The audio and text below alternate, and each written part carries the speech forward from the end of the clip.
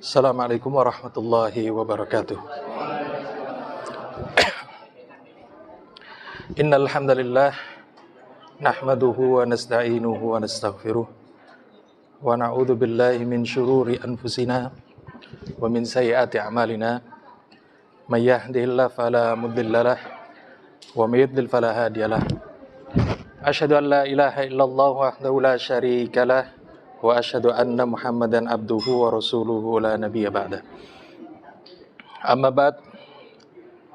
Pertama-tama marilah kita panjatkan pujian bersyukur kita kehadirat Allah Subhanahu wa taala atas segala nikmat yang telah Allah karuniakan kepada kita, terutama sekali nikmat keimanan dan keislaman, dan juga nikmat kesehatan serta kesempatan, sehingga alhamdulillah kita masih dipertemukan kembali oleh Allah Subhanahu wa taala di majelis yang insyaallah diliputi oleh rahmat dan juga dicurai maghfirah dari Allah Subhanahu wa taala. Mudah-mudahan kita selalu bisa meningkatkan rasa syukur kita, keimanan kita, dan juga ketakwaan kita dengan kajian-kajian kita ini. Yang kedua kalinya, salawat serta salam semoga tetap tercurah atas uswah hasanah Nabiullah Muhammad sallallahu alaihi wasallam yang telah menegakkan kalimatullah, memberikan petunjuk irsyadat kepada umat. Maka mudah-mudahan kita semua selalu diberi istiqomah oleh Allah untuk bisa menjalankan ajaran Rasulullah sallallahu alaihi wasallam ini dengan sebaik-baiknya. Ma'asyiral muslimin yang dimuliakan oleh Allah, pada kesempatan petang hari ini kita akan mengkaji satu hal yang cukup dalam sebenarnya, yaitu tentang masalah zuhud, yang menjadi tujuan dari kaum mukminin ketika mereka kemudian berhadapan dengan bala yang ada di muka bumi ini. Dan dengan melaksanakan zuhud ini, maka menjadi terfokuslah tujuan hidup seorang mukmin, yaitu ingin mendapatkan, ingin meraih apa yang ada di sisi Allah Subhanahu wa taala. Karena itu, pada kesempatan malam hari ini kita mulai dengan satu ayat dari Al-Quran, firman Allah Ta'ala yang disebutkan dalam surah Al-Kahfi ayat 46. Al-malu wal banuna zinatul hayatid dunya. Harta dan anak-anak itu adalah perhiasan kehidupan dunia. Wal baqiyatus salihatu khairun. Tetapi amalan-amalan yang kekal lagi soleh, itulah lebih baik pahalanya inda rabbika thawaban. Itu lebih baik pahalanya di sisi Tuhanmu. Wa khairun amala, serta lebih baik untuk menjadi harapan.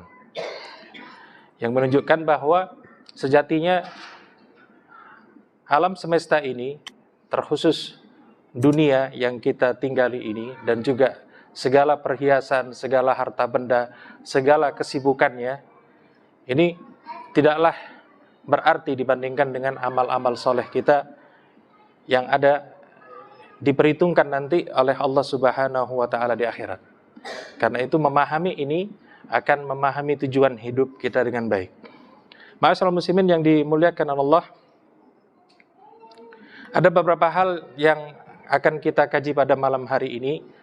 Saya bagi menjadi dua sebenarnya. Yang pertama tentang hakikat dari zuhud itu sendiri, lalu kemudian bagaimana cara meraihnya.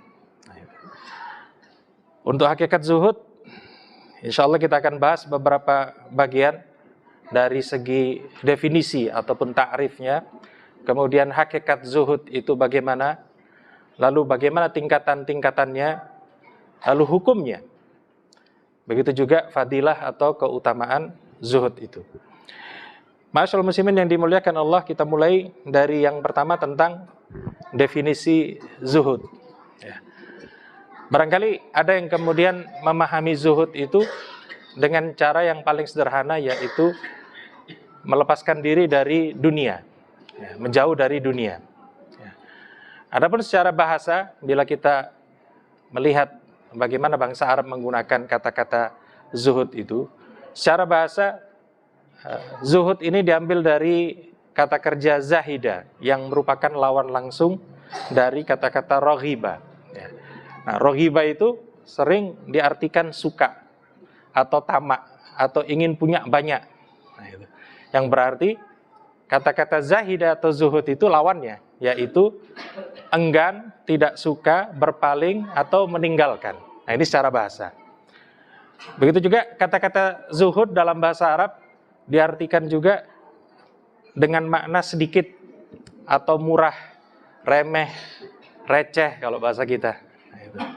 Yang salah satunya digunakan dalam surah Yusuf ayat 20, Allah berfirman, wa syarauhu bi thamanin bakhsin darahima ma'dudah wa kanu fihi minaz zahidin.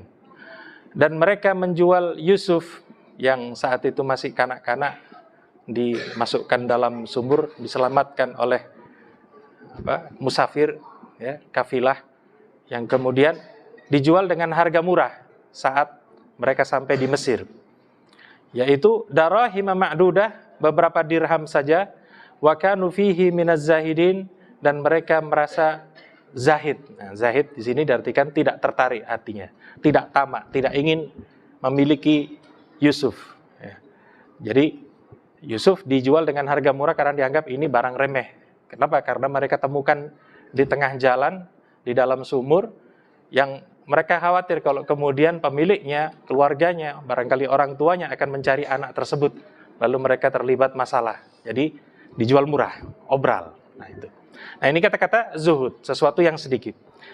Adapun definisi zuhud secara istilah syar'i dalam Islam, ada banyak yang mencoba mendefinisikannya dengan cara menggambarkannya, dan kita akan lihat nanti beberapa definisi dari para ulama.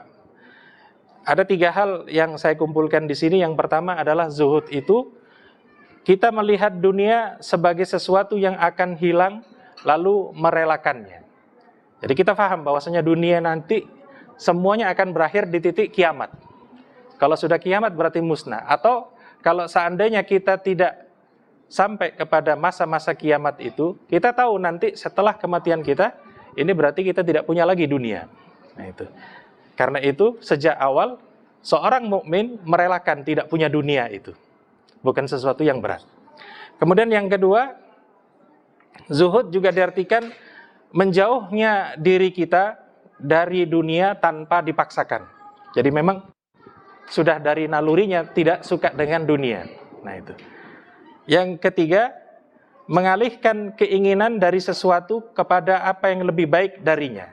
Ini zuhud secara syar'i, yaitu biasanya manusia ingin punya sesuatu dari dunia ini, harta bendanya, fasilitasnya, layanannya, tapi kemudian dia mengalihkan dari keinginan ini kepada keinginan yang lebih baik, yaitu apa yang ada di sisi Allah Subhanahu wa Ta'ala.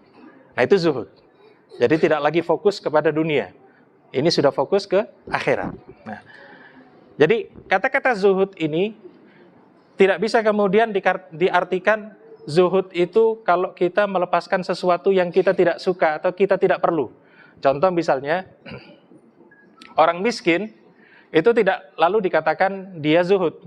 Belum tentu orang miskin itu zuhud. Sebab apa? Dia masih ingin keluar dari kesulitannya tersebut. Jadi miskin itu bukan berarti zuhud. Sebab zuhud tidak bicara tentang kemiskinan. Masih banyak orang yang kemudian kaya tapi bisa zuhud juga. Nah, yang dimaksud dengan zuhud itu kalau meninggalkan dirham dan dinar, kata para ulama. Yaitu kalau sudah tidak membutuhkan ini. Ya. Kalaupun butuh hanya sekedar untuk hidup saja. Ya. Baik. Sekarang kita akan lihat beberapa pandangan para ulama yang akan membuka cakrawala kita terkait tentang zuhud ini. Ternyata zuhud itu sesuatu yang memang diperhatikan oleh para ulama baik-baik. Ya. Salah satunya Imam Ahmad rahimahullah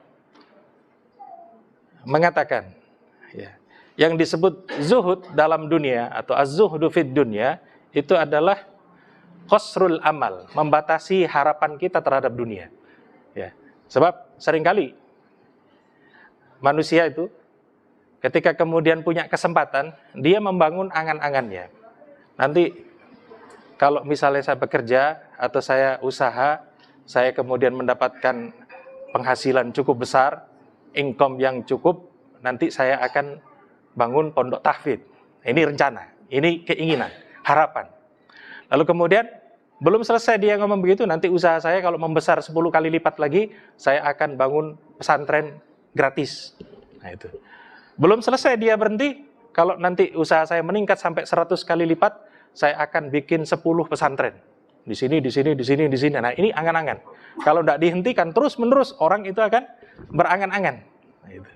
Maka kemudian Imam Ahmad menyampaikan bahwa yang disebut zuhud itu membatasi harapan kita. Sebab apa? Kita tidak tahu kapan berpisah dengan dunia ini. Nah, itu. Meskipun niatnya tadi baik. Saya akan begini, saya akan begini, saya akan begini. Tetapi angan-angan itu yang kemudian membuat kita lupa kepada akhirat. Justru kemudian sibuk kepada kegiatan-kegiatan ini. Ya. Kemudian Sufyan Ats-Tsauri rahimahullah menyampaikan juga mirip dengan ucapan Imam Ahmad. Zuhud dalam dunia itu adalah membatasi harapan. Tapi bukanlah dengan makan makanan lezat atau mengenakan pakaian mewah. Nah ini perlu diingat, bahwa zuhud itu bukan berarti kemudian saya harus pakai pakaian sederhana, makanan saya cuma pecel, tidak pernah makan steak misalnya. Nah, bukan itu. Ya, zuhud tidak seperti itu. Dalam salah satu hadis, Rasulullah SAW dilapori ada sahabat yang kemudian ibaratnya mutung gitu ya, mutung dengan dunia. Dia sholat malam full, dari mulai ba'da isya sampai subuh. Ada yang kemudian tidak mau menggauli istrinya sama sekali. Ada yang juga kemudian berpuasa terus-menerus sepanjang hari. Tidak peduli hari apapun itu. Sepanjang tahun dia puasa. Lalu kemudian dilaporkan oleh Rasulullah SAW. Karena para sahabat ini beranggapan hal itu adalah zuhud. Kalau saya kemudian ibadah total untuk Allah, melupakan anak, melupakan istri, melupakan tubuh yang butuh istirahat, itu dianggap zuhud. Ditegur oleh Rasulullah SAW. Kenapa? Karena Rasulullah itu orang yang paling zuhud, yang paling tidak terikat dengan dunia. Tetapi beliau juga sholat, beliau juga tidur, beliau juga puasa, beliau juga berbuka puasa, beliau juga menikah dan punya anak-anak. Jadi zuhud itu bukan masalah Anda punya harta atau tidak, tetapi Anda terikat dengan harta itu atau tidak. Nah itu, zuhud itu di situ. Baik. Kemudian Sufyan ibnu Uyainah menyampaikan, az-zuhdu fid dunya, ya, zuhud dalam dunia itu adalah kesabaran dan mengharap kematian. Ya, ini tentu saja sudut pandang beliau, karena apa? Orang yang hidup di dunia kalau kemudian bernafsu, tamak kepada dunia, dia tidak sabar. Dia akan gunakan segala macam cara. Tetapi orang yang kemudian zuhud, dia sabar. Dia melihat orang menjadi kaya, dia melihat orang menjadi mulia, tetapi dia tidak ingin kekayaan mereka, dia tidak ingin kemuliaan mereka itu. Ya. Dan kemudian mengharap kematian. Kenapa mengharap kematian? Karena akan bertemu dengan apa yang dia inginkan sejak awal, yaitu apa? Apa yang ada di sisi Allah Subhanahu wa Ta'ala. Nah ini zuhud. Kemudian Al-Hasan Al-Basri rahimahullah juga menyampaikan, az-zuhdu fid dunya, zuhud dalam dunia itu bukanlah melarang yang halal atau menghamburkan harta. Ya, melarang yang halal bagaimana? Misal makan makanan mewah, taruh misalnya pizza atau barangkali makanan-makanan yang di restoran mahal itu kan halal. Ya. Tapi kemudian karena saya zuhud, saya tidak akan makan makanan yang mewah seperti ini. Ya. Tetapi yang disebut zuhud itu lebih kepada merasa bahwa apa yang ada di tangan Allah, apa yang ada di sisi Allah itu lebih terpercaya, lebih aman daripada apa yang ada di tangan. Artinya apa? Harta benda dunia yang kita punya ini kapan saja bisa hilang. Orang kaya bukan kemudian menjadi tenang. Bisa jadi kemudian dia khawatir dirampok, khawatir ditipu, khawatir macam-macam. Tetapi apa yang di sisi Allah, maka tidak ada yang kemudian bisa mengambilnya. Tidak ada yang bisa merampoknya. Tidak ada yang kemudian bisa menipunya di situ. Nah ini. Kemudian Ibnul Jalla juga menyampaikan, zuhud adalah melihat dunia sebagai sesuatu yang akan lenyap, sehingga ia menjadi kecil di matamu. Ya, karena kita tahu, di akhirnya nanti ada kiamat. Kalaupun kita tidak sampai di kiamat, kita akan tinggalkan karena kematian dan ajal kita itu. Maka yang seperti ini membuat kita, oh berarti dunia ini tidak penting, jadi dunia ini remeh. Nah, itu. Karena itu memudahkanmu untuk menghindar dari dunia tadi. Nah, ini zuhud. Ulama yang lain, Ibrahim Ibnu Adham rahimahullah, itu juga menyebutkan zuhud adalah mengosongkan hatimu dari dunia, tapi bukan mengosongkan tanganmu dari dunia. Artinya apa? Zuhud itu hati kita tidak pernah memikirkan dunia. Meskipun kita kaya raya, seluruh harta benda dunia ada di tangan, tapi tidak pernah di hati. Kemudian ada pula para ulama yang ahli zuhud mengatakan zuhud adalah mengalihkan keinginan dari sesuatu kepada yang lebih baik dari harta benda ini atau dari sesuatu ini, yaitu meninggalkan kenyamanan dunia untuk mencari kenyamanan akhirat, serta menjaga agar hatimu tetap kosong dari hal-hal yang tanganmu juga kosong darinya. Nah, artinya di sini sama seperti ulama-ulama sebelumnya tentang masalah zuhud, itu meninggalkan dunia lalu fokus kepada akhirat. Abdul Wahid Ibnu Zaid juga menyampaikan zuhud itu pada dinar dan dirham. Artinya apa? Tidak tamak, tidak ingin. Nah, itu. Meskipun hartanya datang, tapi dia tidak ingin kemudian berlama-lama ini. Nah, ini yang dipraktekkan oleh Rasulullah Sallallahu Alaihi Wasallam. Kemudian para sahabat, begitu juga para tabi'ut tabi'in. Ada kisah menarik di masa Umar bin Khattab radhiyallahu anhu. Beliau mengangkat seorang mujahidin senior, diberi surat, diperintahkan, kalau engkau terima surat ini, kamu berangkatlah ke wilayah Halab untuk jadi wali kota di sana. Karena diperintah oleh Amirul Mukminin, berangkat. Sampai di sana ternyata diminta untuk menjadi wali kota.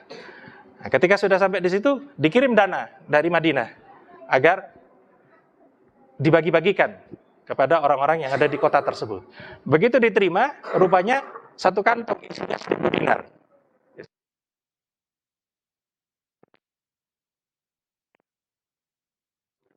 Begitu diterima, orang zuhud ini, mujahid ini, ada apa? Apakah Amirul Mukminin meninggal dunia? Nah, itu. Kenapa? Karena datang utusan dari Madinah. Apakah Amirul Mukminin meninggal dunia? Tidak. Ada yang lebih dahsyat lagi daripada meninggalnya Amirul Mukminin. Apa itu? Masuknya dunia hendak menghancurkan akhiratku. Nah, itu. Istrinya tidak tahu kalau suaminya menerima kantong emas tadi. Istrinya lalu menyarankan, kalau begitu kamu lepaskan saja yang kamu terima itu. Tidak tahu kalau di situ ada emas. Ya sudah, bantu aku. Bantu apa? Bagikan uang ini kepada semua orang yang fakir di kota ini. Hari itu juga habis. Nah, ini kita lihat zuhud itu begitu. Dapat sesuatu, sudah lepas. Nah, itu. Karena ini akan menghancurkan akhirat. Nah, ini para ulama zaman itu seperti itu. Baik, saya lanjutkan. Al-Junaid ketika ditanya tentang zuhud, ia menjawab, apa itu zuhud? Zuhud itu meremehkan dunia dan menghapus jejak-jejaknya dari hati. Artinya menghapus pengaruhnya dari hati kita ini. Ya. Jadi menganggap dunia, ketika melihat ada orang punya mobil mewah, remeh saja, tidak ada artinya itu. Ya, itu. Kalau kemudian melihat hotel bintang 5, hotel bintang 7 barangkali ada juga, gitu ya, super mewah di Dubai itu, tidak ada artinya. Sebab apa? Seluruh dunia ini di mata Allah Subhanahu wa taala tidak lebih mulia daripada salah satu sayapnya nyamuk, dalam salah satu riwayat disebutkan gitu. Nah, di sini kita melihat, ya, ketika menyadari seperti itu, maka fokus kita tidak lagi ke dunia, kita pindahkan ke akhirat ini. Berikutnya Abu Sulaiman Ad-Darani mengatakan, zuhud adalah meninggalkan apapun yang menyibukkan diri dari Allah Subhanahu wa taala, apapun itu. Nah, ini. Artinya apapun yang kemudian kita akhirnya terlena, ibadah kita berantakan, luput sholatnya dan seterusnya, maka ini kita katakan zuhud. Ya. Sehingga kemudian dari banyak definisi para ulama ini kita punya gambaran lengkap. Zuhud itu bicara tentang putusnya hati kita dari dunia ini. Kita tidak lagi mengharapkan, kita tidak lagi tamak. Tetapi nanti ada tingkatannya yang akan kita bahas. Ma'asyiral muslimin yang dimuliakan Allah Ta'ala, ada 2 ayat. Yang pertama surah Fatir ayat ke-5, Allah Subhanahu wa taala berfirman, ya ayyuhan nasu inna wa'dallahi haq. Wahai manusia, sesungguhnya janji Allah itu benar. Fala taghurrannakumul hayatud dunya. Maka jangan sekali-kali kehidupan dunia ini memperdayakan kalian. Wala yaghurrannakum billahil ghurur. Dan jangan memperdayakan kalian tentang Allah itu satu tipuan apapun dari setan. Artinya di sini Allah mengingatkan dunia ini cobaan, ujian. Ya. Karena itu kemudian jangan sampai terlena, tertipu seperti Qarun, seperti Fir'aun yang membanggakan apa yang dia punya. Jangan. Nah, itu. Kenapa? Orang-orang yang seperti itu tertipu. Dia memfokuskan keinginannya, dia memfokuskan tujuan hidupnya hanya untuk dunia. Ya. Ayat berikutnya, surah Al-Ankabut ayat 64. Allah berfirman, "Wa ma hadhil hayatud dunya illa lahwun wa la'ibun." Dan tiadalah kehidupan dunia ini melainkan senda, gurau, dan main-main saja. Wa inna daral akhirata lahiyal hayawan. Sedangkan kampung akhirat itulah kehidupan yang sebenarnya. Lau kanu ya'lamun, kalau saja mereka mengetahui. Artinya, sebagai orang yang beriman kepada Allah dan Rasulnya, maka kita diberi ilmu ini. Ya, bahwa dunia ini itu cuma main-main belaka. Dan kita paham itu. Maka kemudian kita bisa melihat dunia terlalu banyak hiburan. Ya, dari olahraga ada, dari musik ada, film ada, ya, yang wayang, yang semuanya. Itu main-main, sendaguro. Karena itu kemudian kalau kita terlena dengan itu, ya ada memang hiburan. Rasulullah juga ada hiburan, tetapi jangan sampai terlena. Jangan kemudian seluruh kita dalam hiburan tersebut. Seluruh dunia ini. Nah, ini yang berbahaya untuk kehidupan kita. Baik, ma'asyiral muslimin yang dimuliakan Allah. Berikutnya kita akan kaji tentang hakikat zuhud. Di sini saya bawakan salah satu nasihat Hasan Al-Basri rahimahullah ketika disurati oleh Umar ibn Abdul Aziz, ya, khalifah di masa Bani Umayyah, ya, Bani Umayyah ini. Jadi Umar ibn Abdul Aziz ini dia awalnya kaya raya, istrinya juga terkena harta benda itu. Sebab apa? Dari keluarga khalifah yang kemudian diberi jatah khusus untuk anak-anak khalifah itu sampai akhirnya diangkat menjadi pangeran mahkota, kita katakan begitu. Nah, ketika diangkat menjadi khalifah kurang lebih cuma 2 tahun saja, ya, Umar ibn Abdul Aziz ini berkirim surat kepada ulama Al-Hasan Al-Basri rahimahullah. Dia minta dinasihati, apa yang bisa membuat saya lebih baik dalam kehidupan ini. Nah, itu sesuatu yang memang diharapkan dari kehidupan manusia itu. Lalu Hasan Al-Basri mengirim surat kepada Umar bin Abdul Aziz yang isinya menyampaikan bahwa alladzi yuslihuka au muslihuka, yang membuat engkau menjadi baik itu yang pertama adalah zuhud. Apa itu zuhud? Engkau terlepas dari dunia itu, ya. Nah, zuhud ini kata Hasan Al-Basri tidak bisa dicapai kecuali melalui keyakinan. Maksudnya bagaimana? Kalau ingin zuhud, Anda harus yakin bahwasanya seluruh dunia ini akan musnah, akan binasa, akan hancur, akan hilang. Nah, sebab banyak orang yang kemudian justru mempercayai kebalikannya, bahwasanya dunia ini akan kekal selama-lamanya. Orang-orang ateis, ya, orang-orang kafir itu yang tidak percaya adanya Tuhan, itu merasa kita kan cuma berevolusi saja, dunia ini akan kekal selama-lamanya. Nah, itu. Tetapi bagi seorang mukmin, dia harus tahu dunia ini sesuatu yang nanti akan hilang. Kalau yakin dengan ini, maka akan muncul perenungan. Kalau memang dunia itu tidak kekal, fana, ya, maka dia akan mempertimbangkan. Ya. Kalau kita kemudian, jadi Al-Hasan Al-Basri menyampaikan, kalau engkau merenung tentang dunia ini, maka kamu tidak akan menemukannya layak sebagai tempat untuk menjual dirimu. Maksudnya bagaimana? Disebutkan dalam Al-Quran bagaimana kaum mukminin itu menjual harta dan jiwanya ditukar dengan surga. Itu mukmin. Sebutkan dalam Al-Quran itu.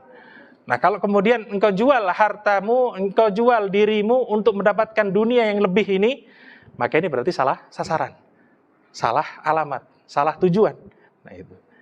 Karena itu engkau akan lihat dunia ini tidak layak untuk tempat jual beli dirimu itu. Karena itu muliakan dirimu. Bagaimana cara memuliakan diri? hinakan dunia ini, kata Hasan Al-Basri. Hinakan dunia ini, ya. Karena kalau sudah mampu menghinakan dunia, maka engkau mudah untuk menghindar dari dunia itu. Karena itu perlu difahami, kata Hasan Al-Basri, bahwa dunia ini adalah tempat ujian saja dan tempat untuk berpindah. Artinya kita lahir, diciptakan oleh Allah Subhanahu wa taala melalui dunia ini, nanti pindah. Nah itu. Kalau kita kemudian tidak sadar bahwasanya ini tempat kita pindah, tapi justru dijadikan tempat untuk tinggal selama-lamanya, maka tentu saja kita akan celaka. Ya. Sebab apa? Kita kalau mengejar dunia terus-menerus sampai kapan? Umur kita juga terbatas, kekuatan kita juga semakin berkurang ketika semakin tua, semakin sepuh. Nah itu. Sehingga kemudian muncul hanya kekecewaan. Kalau kita kemudian ketika mengejar dunia itu isinya cuma kekecewaan, gagal lagi, tidak sesuai dengan harapan. Lalu kenapa kemudian masih banyak orang yang mengejar dunia yang penuh dengan kekecewaan itu? Kenapa tidak mengejar sesuatu yang dimiliki oleh Allah yang tidak ada kekecewaan di situ? Kenapa? Aman semua. Ya, sikoh semua, bisa dipercaya. Nah ini. Ma'asyiral muslimin yang dimuliakan Allah. Karena itu kita coba renungi sabda Rasulullah Sallallahu Alaihi Wasallam berikut ini, ya. Ini saat kita hendak sholat, ya. Rasulullah Sallallahu Alaihi Wasallam menyampaikan, "Idza kumta fi sholatika fasalli sholata muwaddi'in." Jika engkau berdiri dalam sholatmu, hendak sholat, maka sholatlah engkau seperti sholatnya orang yang hendak mengucapkan perpisahan kepada keluarganya, kepada dunia ini. Anggap sholat kita itu sholat terakhir. Sebab kita tidak tahu setelah itu masih hidup atau tidak. Itu. Nah ini. Wala tatakallam bikalamin ta'tadhiru minhu, dan jangan engkau berbicara dengan ucapan yang lalu nanti engkau minta maaf dari ucapan tersebut. Wa ajmi'il ya'sa amma fi aidin nas, dan jadikanlah dirimu itu merasa putus asa dari apa yang ada di tangan manusia. Artinya apa? Ketika sholat ya sudah, ini terakhir kali. Barangkali ini menit terakhir saya sholat. Nah, kalau sudah diniati ini menit terakhir, apa yang kira-kira akan dilakukan? Pasti akan sholat dengan sholat yang paling maksimal. Nah itu. Ibaratnya kalau ada orang mau dieksekusi mati, apakah kemudian dia mau bermaksiat? Apakah kemudian dia melakukan sesuatu yang justru mempermalukan dirinya nanti? Tidak. Dia barangkali mengundang para rohaniawan untuk menasihati dirinya supaya bisa tegar menghadapi ujian itu. Begitu juga seorang yang sholat itu mestinya menghadirkan itu. Anggap ini saat sholat adalah pertemuan terakhir dengan Allah di dunia, lalu kemudian nanti bertemu di akhirat. Apa yang harus kita lakukan? Tentu saya akan sholat dengan sholat sebaik-baiknya. Niatnya baik, gerakannya baik, bacaannya baik, lalu kemudian mudah-mudahan itu penutup hidup kita dengan sholat pada Allah. Ya. Kalaupun tidak, diulang lagi nanti sholat berikutnya. Lalu agar kita kemudian tidak lagi mengejar orang itu punya harta, orang ini punya mobil, orang ini punya rumah, orang ini punya kedudukan. Nah, ini dihilangkan. Putus asa sudah, saya tidak butuh lagi seperti itu. Saya mau bertemu dengan Allah. Nah itu. Nah ketika kita sudah nyampe titik ini, maka ini zuhud sudah. Kenapa? Kita tidak terikat lagi dengan keduniaan itu.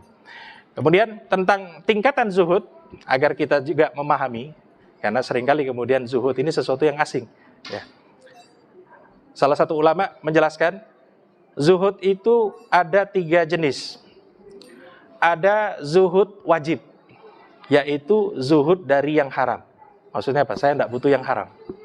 Padahal banyak orang, oh yang haram saja sulit, apalagi halal. Itu ucapan yang sangat-sangat luar biasa, meremehkan dirinya sendiri, akalnya sendiri itu. Sebab apa? Yang halal itu diturunkan oleh Allah Subhanahu wa taala selalu banyak. Nah, itu. Nah, karena itu zuhud terhadap yang haram ini sesuatu yang wajib, sebab tidak bisa kemudian kita tamat. Yang kedua, tingkatan berikutnya yaitu zuhud fadilah, yaitu zuhud keutamaan, yaitu zuhud dari yang halal. Baik, nasi goreng itu memang halal, makan steak halal, tapi saya hanya makannya sebulan sekali, bukan tiap hari. Nah itu, ini membatasi sesuatu yang halal. Ini zuhud. Ya, supaya apa? Supaya tidak terikat. Ini salah satu riwayat dari Ali bin Abi Thalib radhiyallahu anhu. Beliau itu khalifah. Ketika jadi khalifah, datang orang dari penjuru negeri, entah dari wilayah Persia, entah dari wilayah-wilayah yang ditaklukkan, datang bawa hadiah makanan-makanan mewah. Ya, padahal beliau biasa makan hanya kurma atau roti biasa yang kasar itu. datang ini makanan-makanan mewah dari mana saja. Ketika ditunjukkan, beliau menolak. Kenapa? Apakah haram, wahai Amirul Mukminin? Tidak. Perutku tidak terbiasa. Nah itu, sampai ngomong gitu. Perutku tidak terbiasa dengan yang begini. Dan aku tidak mau membiasakan perutku dengan makanan-makanan yang seperti ini. Nah itu. Jadi tidak mau terikat dengan dunia itu. Nah, ini kita lihat bagaimana zuhud keutamaan. Bukannya haram, ini halal. Tetapi saya tidak mau membiasakan yang halal itu, yang mewah ini dalam perutku. Itu. Kemudian yang terakhir, level yang paling tinggi adalah zuhud keselamatan, yaitu zuhud dari hal-hal yang meragukan, dari yang syubhat. Ya, kita tidak tahu ini halal atau haram, ya, tinggalkan. Nah ini termasuk zuhud juga. Ya. Tapi itu banyak menguntungkan, iya, tapi ragu-ragu, sudah saya tinggalkan. Nah ini. Adapun Al-Ghazali rahimahullah dalam kitab Ihya Ulumuddin, beliau juga membahas tentang zuhud ini. Beliau bagi juga dalam 3 tingkatan. Yang pertama ada tingkatan rendah atau tingkatan mubtadi, tingkatan awal. Ya. Yaitu orang-orang yang zuhudnya itu dengan usaha keras. Nah, ini berarti awal. Artinya apa? Dirinya belum terbiasa untuk zuhud. Dulunya terbiasa dengan bergelimang harta, enak hidupnya, lalu kemudian sekarang ingin melepaskan dirinya dari jeratan dunia tadi. Mau bagaimana? Ya terpaksa harus melawan nafsunya, melawan syahwatnya. Ini ada ini, enggak. Ingin betul, tetapi nah itu. Jadi dia berusaha untuk melawan syahwatnya tadi. Yang bisa jadi kemudian nanti pada suatu ketika sedang lemah, ikut dia syahwat tersebut. Nah itu. Nah ini dikatakan oleh Al-Ghazali rahimahullah sebagai zuhudnya mutazahid. Mutazahid itu baru awal, baru pemula dalam bidang zuhud ini. Ya. Kemudian tingkatan yang berikutnya yaitu tingkatan mutawassit atau menengah, yaitu orang yang memang dia sudah sukarela meninggalkan dunia dan kagum karena bisa meninggalkan dunia untuk yang lebih besar. Ya ini seperti kalau diibaratkan oleh Al-Ghazali, itu seperti orang yang melakukan jual beli. Dia misalnya ketika jual beli, sudah ini barang saya jual. Saya tidak perlu, tapi masih dilirik barang itu. Nah itu loh. Masih, iya. Kenapa? Sebab kalau saya jual, saya dapat sesuatu yang lebih besar. Nah, jadi dia bandingkan sesuatu yang dia tinggalkan itu dengan sesuatu yang lebih besar. Dia tinggalkan dunia, dia bandingkan dengan akhirat. Nah ini dia sukarela memang tinggalkan dunia, tetapi masih ngelirik dunia. Nah itu. Cuma dia sudah tidak lagi berharap untuk meraih keduniaan tadi, dia berharap meraih akhirat. Nah, jadi masih membandingkan. Nah ini yang disebut oleh Al-Ghazali tingkatan menengah. Adapun yang terakhir yaitu tingkatan paling tinggi atau tingkatan zahidun, orang-orang yang zuhud adalah yaitu orang yang sukarela melakukan zuhud tadi, bahkan tidak menganggap zuhudnya itu sebagai zuhud. Jadi dia melakukan zuhud itu tidak terasa seperti zuhud. Ya. Kenapa? Karena menganggap dunia tidak ada artinya bagi dirinya. Kalau tadi kan seperti berjualan. Saya jual mobil supaya saya dapat helikopter, misalnya begitu. Nah ini dia tinggalkan mobilnya untuk dapat helikopter. Dia tinggalkan dunianya untuk dapatkan akhirat. Nah ini tidak. Yang terakhir ini dia bahkan merasa tidak menjual apa-apa. Dia bahkan merasa dunia itu tidak ada artinya, nol artinya. Artinya dia tinggalkan itu tidak berpengaruh kepada terpikirkan sama sekali dunia tersebut. Nah ini tingkatan yang paling tinggi. Dan itu yang dilakukan oleh para rasul. Rasulullah SAW itu Masya Allah, kalau dapat sesuatu sebentar saja habis. Makanya sering saya tanyakan, apakah Rasulullah pernah bayar zakat? Tidak pernah. Kenapa? Habis hartanya. Datang harta, bagi habis. Datang harta, bagi habis. Bagaimana bisa bayar zakat kalau kemudian hartanya habis? Nah itu. Begitu juga istri-istri beliau, kalau datang harta sebentar habis, sebentar habis. Nah, itu. Kalau kita kan nunggu setahun, nanti baru zakat, 2,5% gitu. Beliau tidak, harta datang habis, dibagi. Nah itu. Nah ini sesuatu yang betul-betul berbeda antara kita dengan Rasulullah SAW. Baik, saya lanjutkan. Berikutnya terkait tentang hukum zuhud. Artinya setelah kita tahu bagaimana sisi-sisi zuhud dan bagaimana tingkatan-tingkatannya, lalu kemudian kita bisa melihat ini posisi kita di mana. Kita posisi awal atau menengah atau sudah tinggi. Nah itu ya, yang tahu kita sendiri. Tapi dari sini kita bisa melihat sisi lain yang disampaikan oleh Ibnu Qayyim rahimahullah tentang hukum zuhud ini. Kapan harus zuhud? Kapan kemudian hanya disunahkan? kapan yang kemudian boleh iya, boleh tidak. Baik, yang pertama, bila zuhud terhadap sesuatu yang haram, tadi sudah ada yang disebutkan dalam slide tersebelumnya, yaitu kalau memang ada yang haram, maka ini zuhudnya zuhud yang hukumnya fardu ain. Tidak bisa kemudian kita meraih sesuatu yang haram untuk kebutuhan hidup kita. Lah, fardu ain. Tidak bisa fardu kifayah, harus fardu ain. Harus kita masing-masing menjauhi hal-hal yang diharamkan oleh Allah. Kemudian ada zuhud terhadap sesuatu yang syubhat. Tadi juga sudah disebutkan, ya. Kalau syubhat kuatnya itu ke haram, maka dianggap haram. Tapi kalau syubhatnya dianggap, oh ini sepertinya sedikit-sedikit ini, lebih cenderung ke halal, maka sebaiknya ditinggalkan, tidak sampai kemudian dihubungi haram. Tetapi, ya itu tadi, orang yang zuhud itu kan melihat, kalau ini syubhat, saya tidak paham, saya tidak mengerti rinciannya, ya sudah, saya tinggalkan. Nah itu. Kemudian yang ketiga, zuhud terhadap perkara yang tidak ada perlunya. Contoh misalnya, pembicaraan atau pandangan, ya pembicaraan ini artinya pembicaraan kita dengan kawan-kawan yang memang tidak terlalu banyak faedahnya, hanya ngobrol ngalor ngidur gitu ya. Halal boleh, Rasulullah juga pernah ngobrol seperti itu ke sana kemari, ya. Tetapi kalau kemudian menjadi kebiasaan, tiap hari pada Isya ngobrol, bahasa ini sampai jam 9 malam, 2 jam tiap. Maka yang seperti ini tentu saja kalau tidak dizuhuti, kalau tidak kita hindari, maka banyak waktu kita yang kemudian bukan kemudian haram, tidak.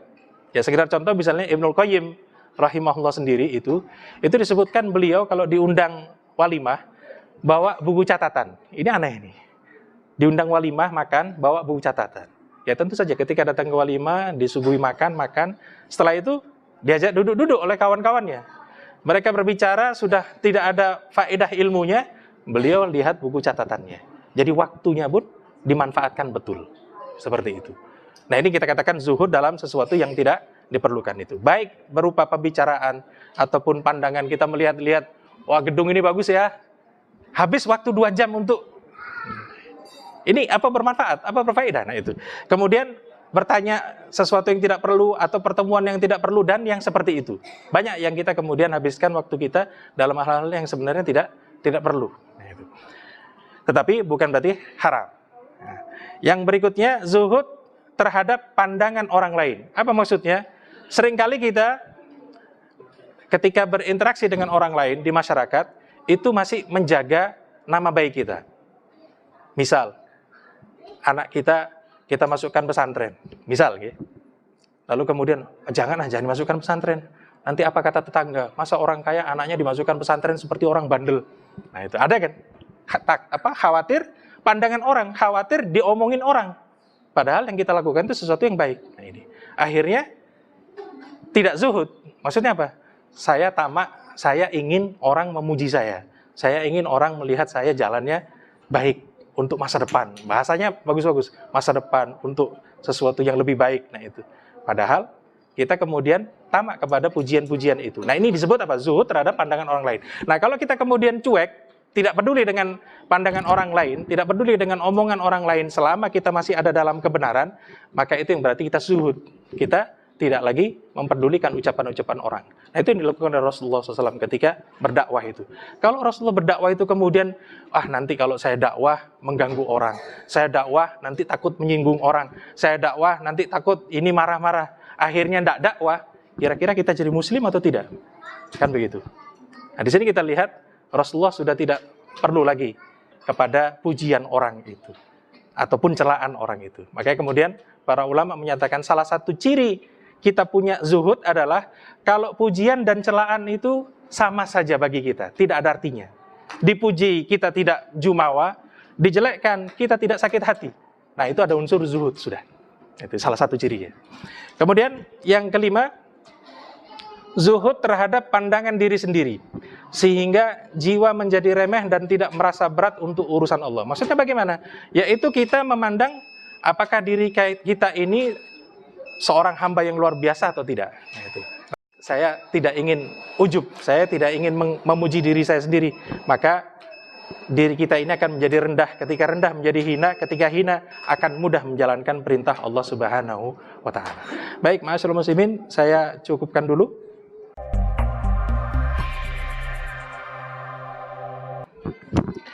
Baik, masyaallah muslimin yang dimuliakan Allah, untuk bagian terakhir,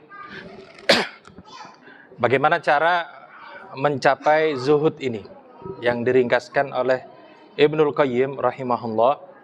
Beliau sampaikan bahwa tidak akan sempurna keinginan terhadap akhirat kecuali dengan zuhud dalam dunia, dan tidak akan benar-benar terwujud zuhud dalam dunia kecuali setelah terdapat dua pandangan yang benar, yaitu yang pertama pandangan tentang dunia dan pandangan tentang akhirat. Jadi kalau kita ingin mencapai tahap zuhud yang sebenar-benarnya, maka yang pertama adalah harus memahami dunia ini. Kita lihat dunia ini cepat hilangnya, harta bendanya tidak akan kembali, lalu kemudian akan dimusnahkan oleh Allah. Kalau kemudian kita ingin untuk meraih dunia itu pasti lelah, capek, usahanya luar biasa, yang didapat sangat sedikit. Artinya apa? Isinya kecewa dan kecewa. Nah, kalau sudah tahu dunia itu isinya kecewa seperti ini, maka mestinya kita menganggap dunia ini berarti remeh. Kenapa? Isinya kekecewaan. Nah, itu. Berapa banyak manusia yang kemudian kecewa dengan dunia itu? Ya. Kemudian pandangan yang kedua, bahwa akhirat itu berisi segala kebaikan, semuanya mudah. Ya. Surganya, isinya, semuanya dimudahkan oleh Allah Subhanahu wa taala, penuh dengan ampun dan sebagainya. Karena itu kemudian setelah memahami dua pandangan ini, pandangan terhadap dunia dan pandangan terhadap akhirat, maka mestinya kita kemudian berpindah fokus dari dunia kepada akhirat itu. Nah, ini caranya.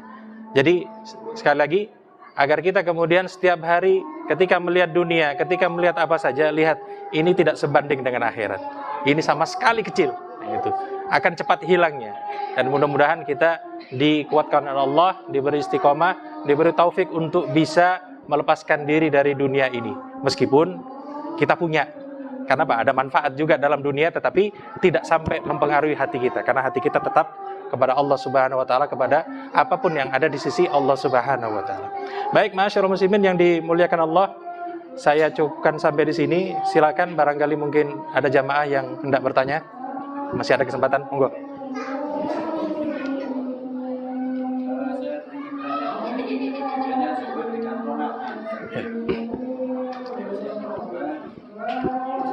Banyaknya pemahaman tentang zuhud, akhirnya banyak orang yang aneh-aneh. Seperti contoh, nggih. Ada orang yang berperilaku seperti orang gila, tapi malah dianggap sufi atau zuhud. Ya. Baik, dua nggih.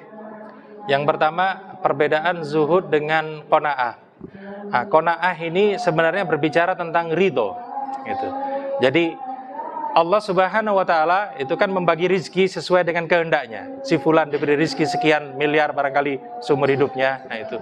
Nah, qanaah itu kita ridho dengan apapun yang ditetapkan oleh Allah Subhanahu wa taala. Nah, itu. Kita ridho. Adapun zuhud itu tidak berbicara tentang keridoan. Sebab apa? Bisa jadi ada orang kemudian dikasih harta luar biasa banyak, tapi karena dia zuhud, dia tidak lagi berbicara tentang ridho atau tidak ridho. Sebab apa? Ini dikasih rezeki banyak cuma di tangan saya. Nah, itu. Sebab apa? Yang membuat saya ridho nanti yang di akhirat itu. Nah, itu. Jadi perbedaannya, qanaah itu bicara tentang ridho terhadap takdir Allah, keputusan Allah ataupun pembagian rezeki darinya. Adapun zuhud itu berbicara kita melepaskan diri dari dunia ini. Kenapa? Karena yang penting itu nanti di akhirat. Nah, jadi ada perbedaan jelas. Kemudian yang kedua terkait tentang fenomena orang yang dianggap gila barangkali atau dianggap aneh-aneh, menyeleneh lalu dianggap sebagai zuhud. Ini perlu dilihat, sebab zuhud yang paling utama sebagaimana disampaikan oleh Ibnul Qayyim tadi, itu kalau orang zuhud tidak menampakkan dia zuhud. Nah, ini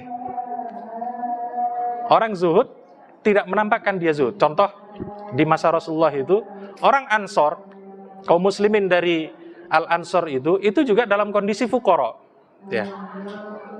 Muhajirin juga fuqara. Tetapi ketika mereka membutuhkan sesuatu, mereka tidak menunjukkan keliling, Pak, saya butuh sesuatu, Pak, tolong bantu saya. Enggak. Dia tetap menahan dirinya, tidak sampai meminta-minta meskipun sedang butuh. Nah, itu. Nah, ini bentuk apa? Ta'affuf namanya, yang kemudian muncul dari zuhud tadi. Sebab apa? Ketika orang zuhud itu tidak menampakkan kebutuhannya tadi. Dunia memang dibutuhkan, dalam artian apa? Fisik kita kan juga ada haknya, tetapi tidak sampai kemudian mempengaruhi diri kita. Jadi disebut sebagai zuhud yang sebenarnya tadi, ya, berbicara tentang tadi qanaah, lalu kemudian orang-orang yang menampakkan dirinya lusuh lalu dianggap sebagai orang zuhud. Utsman ibn Affan radhiyallahu an, kemudian beberapa sahabat yang kaya raya itu juga terkenal zuhud. Nah, itu. Jadi kaya itu bukan berarti kemudian tidak bisa zuhud, enggak. Tapi orang yang zuhud itu pasti kemudian diikuti oleh waroknya, kehati-hatiannya. Ya, jadi tinggal kita pisahkan. Orang ini berhati-hati atau tidak? Orang ini ada syahwatnya tidak? Kalau ada syahwatnya, berarti masih ada keterikatan dengan dunia. Tetapi perlu kita ingat, syahwat itu ada yang kemudian memang ditolerir. Seperti misalnya menikah, itu kan syahwat. Ya. Rasulullah itu orang paling zuhud, tapi menikah juga. Nah itu. Rasulullah itu paling zuhud, tapi kaya juga. Nah itu. Utsman ibn Affan kaya juga, tapi di zuhud. Jadi fenomena-fenomena orang yang kemudian dianggap, oh ini ahli zuhud, nanti dulu dilihat. Sebab biasanya orang zuhud itu, yang asli, yang hakiki, itu tidak menampakkan kezuhudannya. Dia tidak pakai pakaian khusus. Saya orang zuhud, pakai baju santri atau pakai jubah tertentu, tidak. Nah itu. Bisa jadi dia pakai baju-baju yang terlihat mewah, tapi hatinya tidak pernah terikat dengan dunia. Ada orang minta, monggo, butuh berapa? Dihabiskan. Nah itu. Artinya apa? Tidak pernah terikat sama sekali. Nah ini yang perlu kita perhatikan. Jadi kalau ada seperti itu, tinggal dilihat. Ini titik terikat masih ada atau tidak. Nah, mudah-mudahan kita bisa mencapai tingkatan zuhud ini. Baik, mungkin masih ada? Monggo.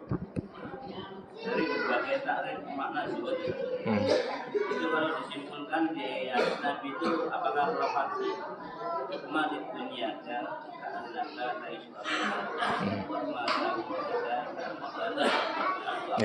kaitannya dengan zuhud? Baik, yang seperti ini, yang pertama setahu saya hadis itu memang ada masalah. Tapi seandainya sahih, ya, kalau saya lebih cenderung ke hadis lain yang memang bicara langsung tentang zuhud. Jadi begini, ada seorang sahabat datang pada Rasulullah, ya Rasulullah, dullani ala amalin, tunjukkan kepada saya satu amal yang kalau aku lakukan, Allah akan mencintaiku. Nah, itu. Lalu Rasulullah tunjukkan, izhad fid dunya yuhibbukallah. Berzuhudlah engkau terhadap dunia ini, artinya jauhilah dunia ini, jangan terikat dengan dunia ini, maka Allah akan mencintai engkau. Izhad fi ma bi aidin nas yuhibbukan nas. Lalu kemudian zuhudlah engkau terhadap apa yang ada pada diri manusia, apakah itu harta, jabatan dan sebagainya, maka mereka akan mencintai engkau. Nah, di sini terkait tentang hadis tersebut, ya, apakah itu disebut sebagai zuhud? I'mal li dunyaka ka'annaka tamutu abadan, gitu. Itu memang dari segi dorongan untuk memanfaatkan waktu sebaik mungkin, ya, sebab ada kesempatan. Ya. Terus kemudian berbicara tentang ibadah seakan-akan besok mati. Nah itu. Artinya di sini ini sebenarnya tidak berbicara tentang zuhud, tapi berbicara tentang bagaimana kita memanfaatkan waktu sebaik-baiknya. Taruh misalnya, sebagian disebutkan dalam salah satu riwayat, taruh misalnya seandainya kiamat itu terjadi 1 jam lagi, seandainya kita tahu, Rasulullah katakan apa? Tanam biji kurma di situ. Ya, kita tahu biji kurma itu kan tumbuh barangkali butuh waktu 10 tahun untuk menghasilkan kurma. Tapi ini sudah mau kiamat 1 jam lagi, diperintahkan oleh Rasul tetap tanam. Artinya apa? Waktu yang mestinya sudah tidak ada maknanya lagi ini tetap oleh Rasulullah manfaatkan itu. Nah, kurang lebih seperti itu. Jadi mudah-mudahan dorongannya bukan karena kezuhudan tadi, tapi karena memanfaatkan waktu itu untuk kebaikan, baik kebaikan duniawi ataupun ukhrawi. Gitu. Moga mungkin masih ada? Baik, bila tidak ada, mudah-mudahan ya, kita semua kaum muslimin di mana saja ya, diberi taufik oleh Allah Subhanahu wa taala untuk memahami bagaimana hakikat dunia, bagaimana hakikat akhirat itu, dan bagaimana kita mencapai zuhud yang sebenarnya sebagaimana generasi salaf Rasulullah dan para sahabat dan tabi'ut tabi'in melaksanakannya. Mudah-mudahan yang ini bisa kemudian kita raih dalam kehidupan kita, agar kita kemudian juga bisa meraih apa yang ada di sisi Allah Subhanahu wa taala.